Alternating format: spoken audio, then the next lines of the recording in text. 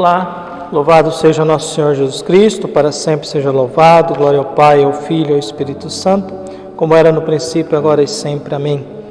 Queridos irmãos e irmãs, paroquianos da nossa paróquia São José Operário, hoje, dia 27, terça-feira, quarta semana da Páscoa, o evangelho que nós temos é tirado de João, capítulo 10, versículos de 22 a 30. O Senhor esteja convosco, Ele está no meio de nós. Proclamação do Evangelho de Jesus Cristo segundo João. Glória a vós, Senhor. Celebrava-se em Jerusalém a festa da dedicação do templo. Era inverno. Jesus passeava pelo templo no pórtico de Salomão. Os judeus rodeavam-no e disseram: Até quando nos deixarás em dúvida? Se tu és o Messias, diz-nos abertamente. Jesus respondeu: Já vos disse, mas vós não acreditais. As obras que eu faço em nome do meu Pai dão testemunho de mim. Vós, porém, não acreditais, porque não sois das minhas ovelhas. As minhas ovelhas escutam a minha voz, e eu as conheço, e elas me seguem. Eu dou-lhes a vida eterna, e elas jamais se perderão, e ninguém vai arrancá-las de minha mão. Meu Pai que me deu essas ovelhas é maior do que todos, e ninguém pode arrebatá-las da mão do Pai. Eu e o Pai somos um. Palavra da salvação. Glória a vós, Senhor. Caros irmãos e irmãs, estamos aí em Jerusalém, na festa da dedicação do templo. Era inverno, por isso frio. Jesus estava no templo, perto do pórtico de Salomão. O Evangelho de João nos dá precisão. Um dia de festa, um dia de frio, Jesus está no templo, e ao mesmo tempo perto do pórtico de Salomão. Jesus é questionado pelos judeus. Os judeus estavam rodeando e perguntam: é ou não é? É ou não é? Você é ou não é?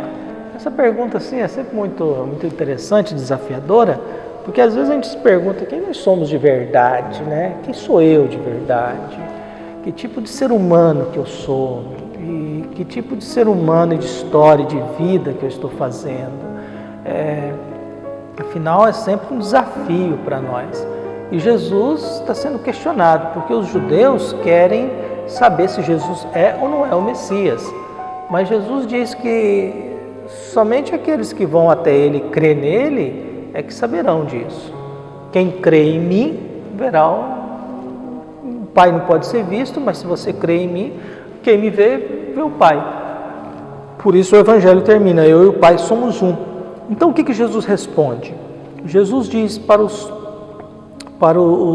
fariseus, os judeus: Já vos disse, mas vós não acreditais. Jesus é questionado: você é o Messias? Ele responde: eu já falei, mas vocês não acreditam. Então o discurso ali é esse: eu já disse, mas vocês não acreditam. Você é o Messias? Jesus: eu já falei, mas vocês não acreditam. E aí Jesus explica: as obras que eu faço em nome do meu Pai dão testemunho de mim. Quem dá testemunho de Jesus não é um simples fato de dizer que é ou não é, mas o modo que Jesus faz. E aí Jesus diz bem claro: vocês saberão quem eu sou olhando as obras que eu faço. Por isso é muito importante a gente lembrar: eu sou não o que eu falo, eu sou aquilo que eu faço. Você é o que você faz. Você não é o que você diz. Você pode até dizer certas coisas, mas você é aquilo que você faz. Você responde pelo que você faz. Viu? Por isso que eu não gosto dessa expressão, pequeno pensamento. Você não responde pelo que você pensa, você responde pelo que você faz com o que você pensa. Por isso que no ato penitencial é pensamentos, atos e omissões. É vírgula. Eu tenho que pensar, tenho que fazer, eu tenho que permitir. É um conjunto ali, não é uma palavra, ponto. Quando a gente vai no ato penitencial pedir perdão e a gente reza, pequei por pensamentos, atos e omissões. São as 3 palavras. Eu pensei, eu fiz ou eu permiti.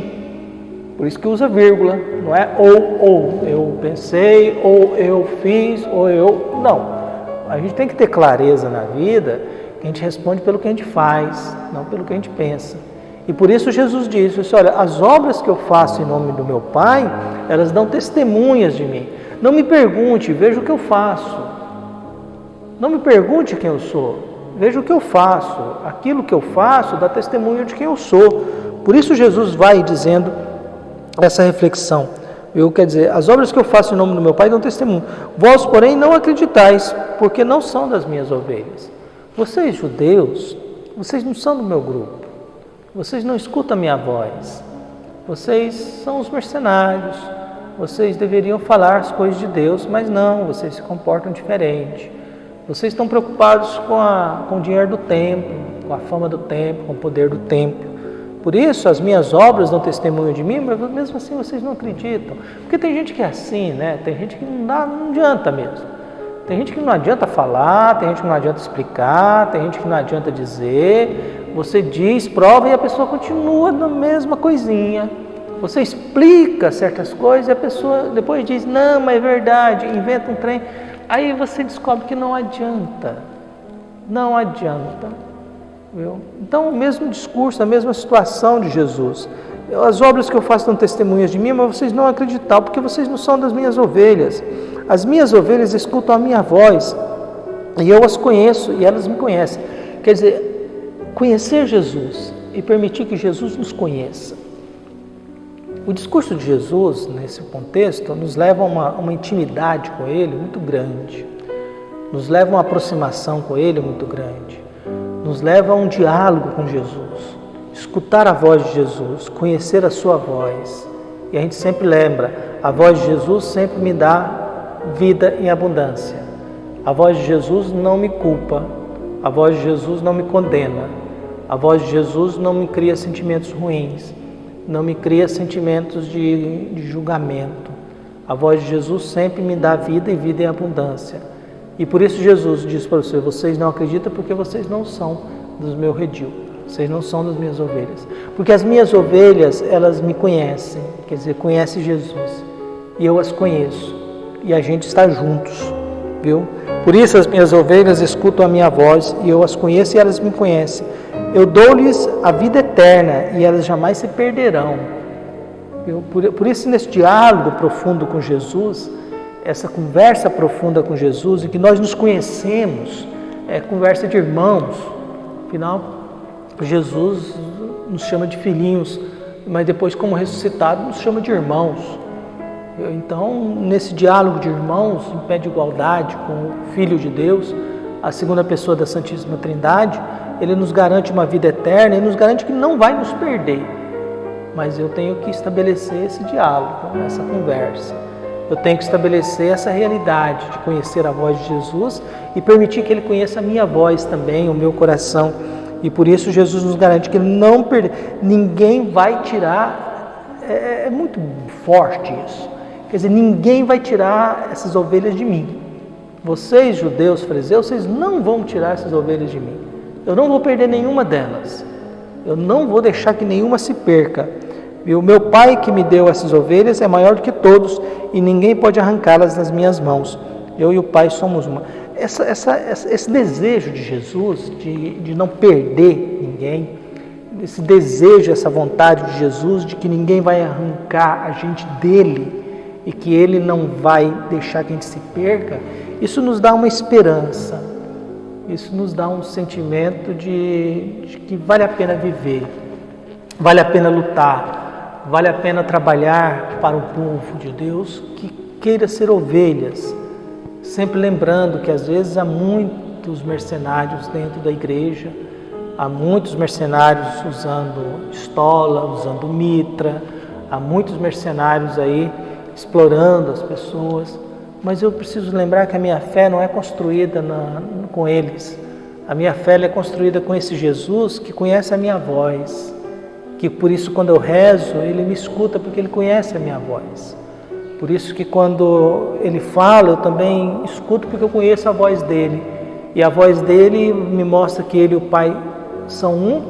E nessa união do Pai, do Filho e da força do Espírito Santo, eu encontro um descanso no seio da Santíssima Trindade. Eu encontro uma esperança de uma vida e uma vida em abundância, para ter coragem de saber como agir no mundo em que nós estamos. Não preocupado em agradar todo mundo, porque é impossível, mas preocupado em agradar a vontade de Deus, é que todos tenham vida e vida em abundância.